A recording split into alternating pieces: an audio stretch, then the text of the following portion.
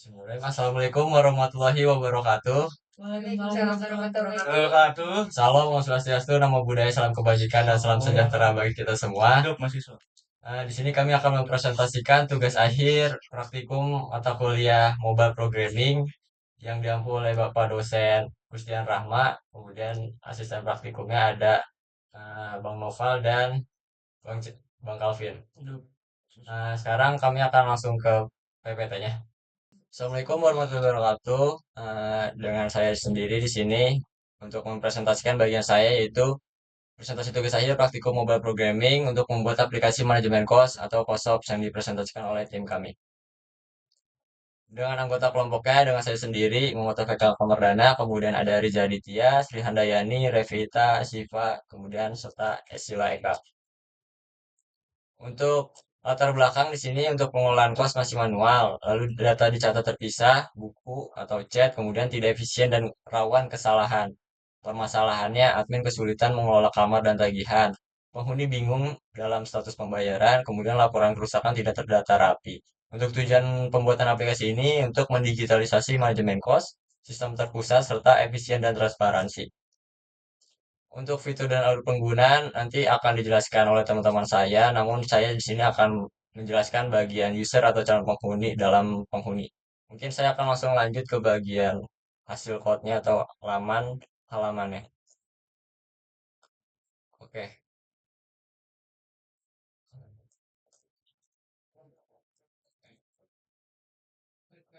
Oke, di sini udah masuk ke halaman udah homepage dalam COSOP. Di sini ada halaman fitur login dan daftar jika belum punya akun.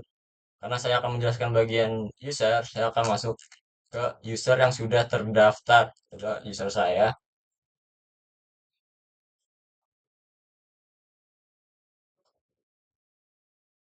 Nah, di halaman user akan masuk menampilkan kayak berita atau news, kemudian daftar kamar yang kosong, dan kamar juga bisa diklik dan untuk melihat detail kamar, fasilitas, hingga jika emang setuju melihat hasil apa ya fiturnya gitu, detail kamar, ya, fasilitasnya bisa langsung sewa gini, bisa langsung booking dan lain sebagainya.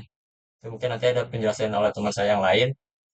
Jadi di halaman user ini akan menampilkan beberapa kamar, jenis kamar yang ada yang udah dihuni atau di booking, kemudian ada kamar yang kosong, lalu ada notifikasi dan daftar kamar. Untuk daftar kamar yang kayak gini. Kemudian untuk ada menu navigasi user, di sini ada edit profile, ada nama lengkap, info kontak, foto profil, ubah password, serta pengaturan info. Kemudian ada riwayat pembayaran, pusat bantuan, syarat dan ketentuan, serta pengaturan. Untuk tampilannya begini, aplikasi dan lain sebagainya, syarat dan ketentuan, kemudian pusat bantuan. Nah, kalau saya lebih fokus ke user sebagai pengembangan user di sini, saya akan contohkan sebagian jika saya melakukan sewa kamar. Di sini ada booking dan sewa langsung. Karena saya akan langsung sewa, langsung lanjutin aja. Nah, ini ada metode pembayaran. Ada bayar tunai dan transfer bank kris. Saya pilih kris, lalu pembayaran kris. Nah, jika udah di scan, nanti kan ada data masuk di admin ya. Itu langsung klik ini aja. Nah, nanti ada statusnya berubah jadi dihuni. Itu keluar, statusnya dihuni yang tadinya kosong kayak bentar. Jika udah kayak gini, nanti di admin itu udah ada notifikasi bahwasanya ada kamar yang udah terisi dan uang yang udah masuk. Tuh. Mungkin sekian dari penjelasan saya, nanti akan dilanjutkan oleh teman saya. Terima kasih. Oke, baik Mas Dava. Selanjutnya ya, selanjutnya kita ke fitur utama aplikasi. Nah, tadi sudah dijelaskan ya sekilas dengan Mas Dava itu yang pertama melihat dan mencari kamar. Terus juga bisa itu tuh status kamar tuh bisa kosong, booking atau dihuni. Juga detail, fasilitas dan harga. Nah, di yang booking dan sewa langsung itu bisa ada booking kamar, sewa langsung atau otomatis menjadi penghuni setelah bayar. Nah, di sini nih, metode yang kami gunakan ini bisa tiga, yaitu tunai, virtual account, dan QRIS. Juga ada fitur penghuninya. Di sini ada laporan keuangan kamar, laporan kerusakan kamar, scan QR kehadiran. Nah, panel admin nih, ini yang saya akan jelaskan ya sedikit. Di sini tuh ada kelola kamar dan penghuni, konfirmasi pembayaran, pengumuman dan laporan. Nah, alurnya tuh pertama tuh user nih kalau belum punya akun registrasi, terus pilih kamar atau booking, terus melakukan pembayaran, itu bisa menjadi penghuni dan bisa melakukan laporan keuangan. Begitu ya. Kita demokan sedikit. Sini ya. Sini saya sudah masuk ke panel admin. Sini tuh yang pertama, kita bisa melihat laporan ringkasan keuangan. Nah, di sini tuh adalah laporan okupansi kamar. Sini tuh ya, terisinya 6, kosongnya 10. Ini bisa terlihat pengaduan pending. Nah, di sini juga kita bisa mengekspor laporannya. Oke, lanjut. Di sini ada panel kamar. Di sini tuh kita sebagai admin bisa melihat status kamarnya begitu. Di sini tuh ada fasilitas, detail penghuni sama detail kamarnya. Sini sudah dihuni oleh yang namanya Dava begitu. Lanjut, sini ada tagihan. Karena belum ada yang masuk jatuh tempo, maka belum ada si laporan tagihannya. Terus ada pengajuan, juga belum ada. Pengaduan pun sudah ada. Sini ya. Ini tuh ada di panel pengaduan tuh ada pending, dikerjakan, dan selesai. Karena di sini ada laporan keran bocor dan masih diproses, maka in proses. Ketika si laporannya ini udah selesai, kita selesai, maka dia muncul akan diselesai begitu. Ataupun di sini belum selesai, misalkan ditolak karena eh, itu tidak terjadi apa-apa atau hanya kesalahan sedikit, bisa ditolak. Begitu ya. Jadi maka pengaduan itu akan hilang gitu. Oke. Lanjut ke pesan, pesan karena belum ada pesan yang masuk. Lanjut juga ada pengumuman. Di sini tuh admin tuh bisa memberikan pengumuman ke seluruh penghuni yang ada yang sudah huni gitu ya. Misal kita kasih judul, ini kan perbaikan listrik sudah. Misalkan pemadaman air, pemadaman air isi pengumumannya. Mohon maaf, mohon maaf akan ada pemadaman air pada tanggal 7 Januari 2026 dari pukul dari pukul 09 ya dari jam 9 misal sampai jam 11 pagi. Sorry, 11 pagi. Oke, aplikasikan. Nah, nanti ini tuh akan muncul notifikasi di bagian panel user. Begitu. Juga ada log untuk melihat aktivitas, belum ada aktivitas. Nah, begitu. Mungkin itulah gambaran besar dari fungsionalitas aplikasi yang kami kembangkan, ya, yang kami buat untuk jelasnya itu tuh ada di fitur admin. Nah, tentu untuk membangun semua fitur ini dengan baik, kami ini tidak hanya fokus pada apa yang dibuat, tapi juga bagaimana cara membuatnya. Selanjutnya, rekan saya akan menjelaskan pendekatan arsitektur yang kami gunakan, yaitu clean architecture. Selanjutnya kita ada pembahasan clean code dan clean architecture. Yang pertama itu pengantar teknis, yaitu ada kualitas code itu penting. Aplikasi harus mudah dikembangkan, tidak hanya dan tidak hanya fokus pada fitur. Nah, di sini tuh apa itu clean architecture? Clean architecture adalah kode yang ditulis dengan baik sehingga mudah dibaca, dipahami, dan diubah oleh program lain, atau bahkan oleh diri kita sendiri di kemudian hari. Eh, Kode yang bersih ini seperti tulisan rapi, struktur jelas dan tidak bertele-tele. Prinsip utamanya adalah di sini ada kiss cap it smile, terus ada dry text. Nah, selanjutnya itu apa itu clean architecture. Nah, untuk clean architecture itu adalah sebuah filosofi desain software yang bertujuan untuk memisahkan urusan seperti compress. Contohnya kalau kita membangun sebuah rumah, dan untuk membangun sebuah rumah itu pasti kita eh, harus mempunyai denah terlebih dahulu. Nah, eh, atau blueprint.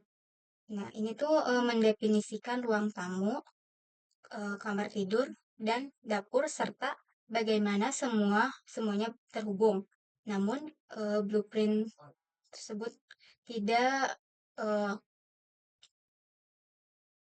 tidak peduli apa merek cat yang akan digunakan atau dari mana aja pembelian furniturnya.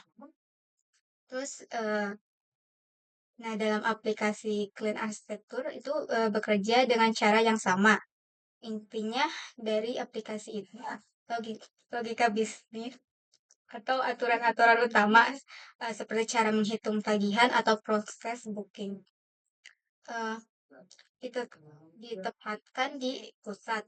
Lapisan luar seperti UI atau tampilan database koneksi internet harus bergantung pada inti, bukan sebaliknya. Aturan ini disebut the dependency rule.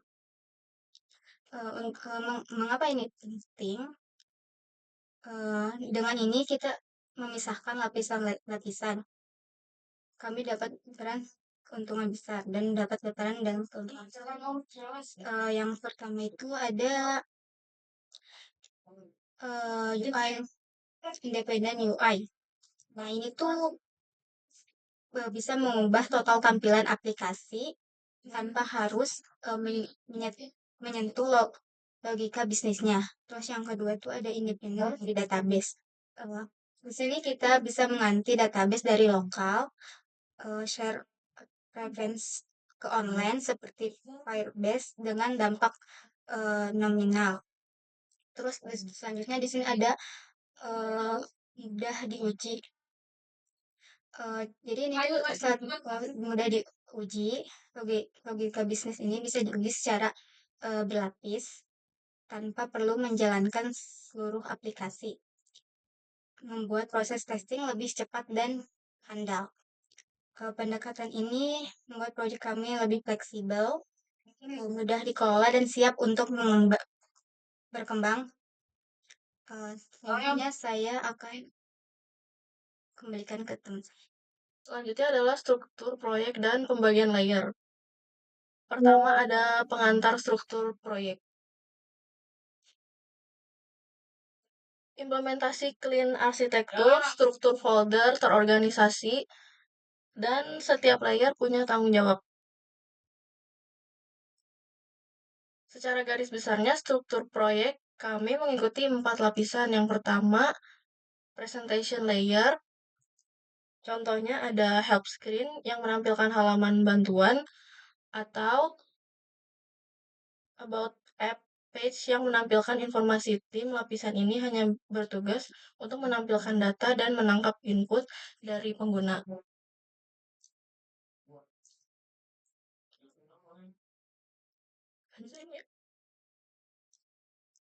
Selanjutnya, application atau service layer.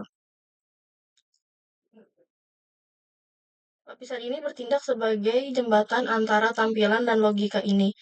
Disinilah kami menempatkan service yang berisi alur kerja spesifik aplikasi. Misalnya, out service yang menangani semua proses login, logout, dan registrasi, atau notification service yang mengatur cara menampilkan notifikasi lokal.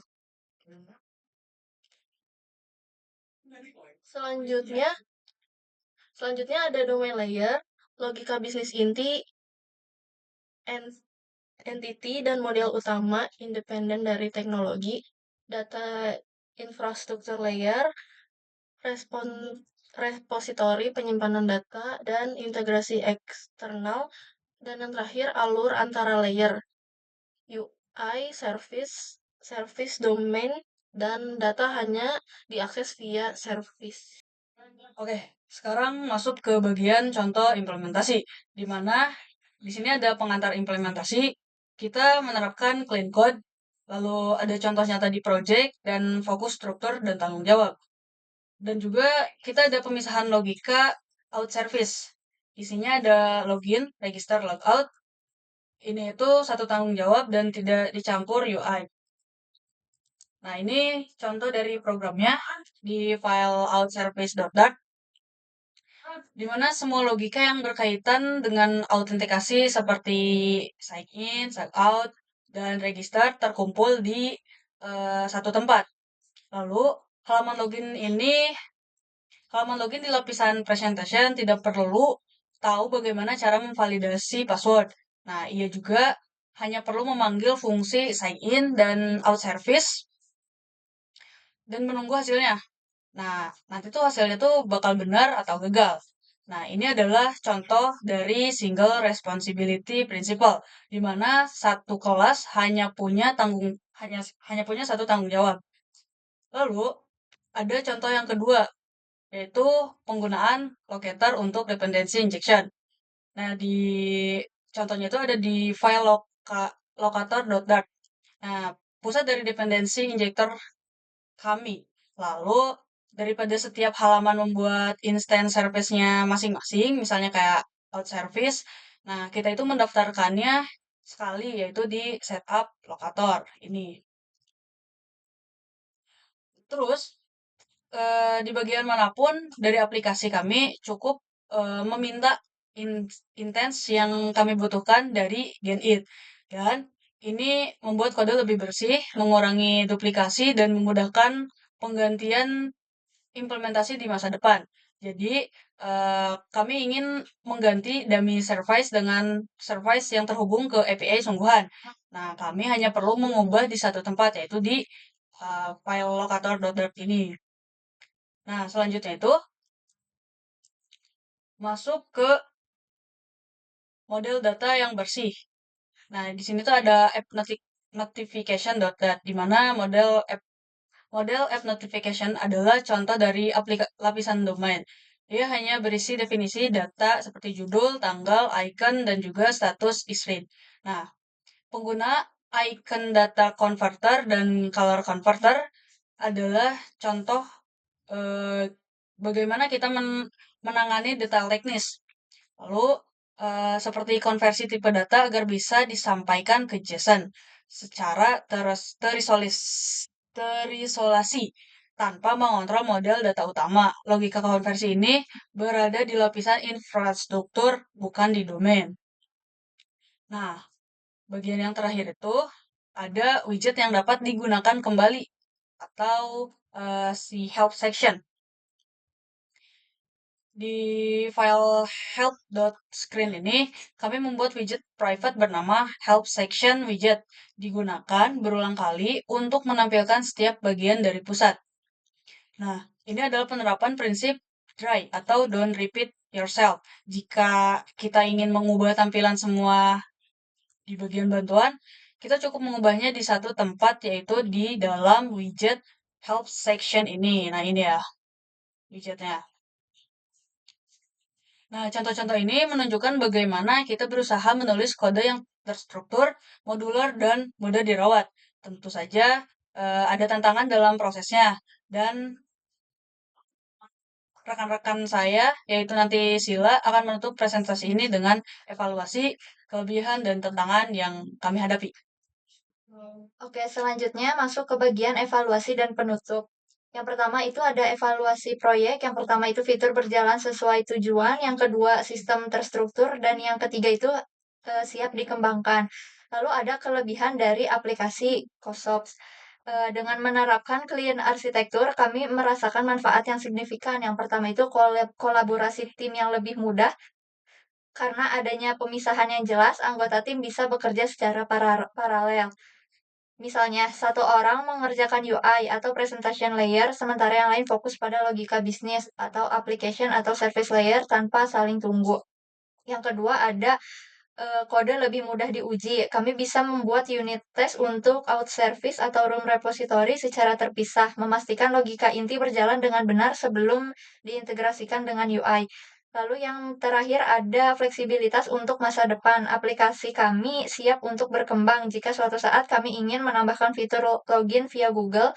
Kami hanya perlu memodifikasi out service tanpa mengganggu bagian lain dari aplikasi. Lalu ada tantangan yang dihadapi. Yang pertama itu ada kurva belajar, memahami dan menerapkan clean arsitektur secara disiplin pada awalnya terasa lebih rumit dan membutuhkan waktu lebih banyak dibandingkan dengan pendekatan yang lebih sederhana. Yang kedua, jumlah file yang lebih banyak. Untuk tugas yang sederhana, arsitektur ini bisa terasa berlebihan karena kita perlu membuat beberapa file di lapisan yang berbeda. Namun, untuk proyek jangka panjang, ini adalah investasi yang sepadan. Lalu ada solusi dan pembelajaran. Yang pertama, diskusi tim rutin, lalu pembagian tugas jelas, dan dokumentasi kode. Lalu terakhir ini ada kesimpulan. Secara keseluruhan, aplikasi COSOP berhasil memenuhi tujuan untuk menjadi solusi manajemen kos yang fungsional. Lebih dari itu, melalui proyek ini kami belajar bahwa membangun software yang baik bukan hanya tentang membuat fitur yang keren, tetapi juga tentang membangun fondasi yang kokoh melalui arsitektur yang bersih. Fondasi inilah yang akan menentukan apakah sebuah aplikasi dapat bertahan dan berkembang di masa depan. Demikian presentasi dari tim kami. Kami berharap apa yang kami sampaikan dapat memberikan wawasan yang bermanfaat. Terima kasih. Wassalamualaikum warahmatullahi wabarakatuh.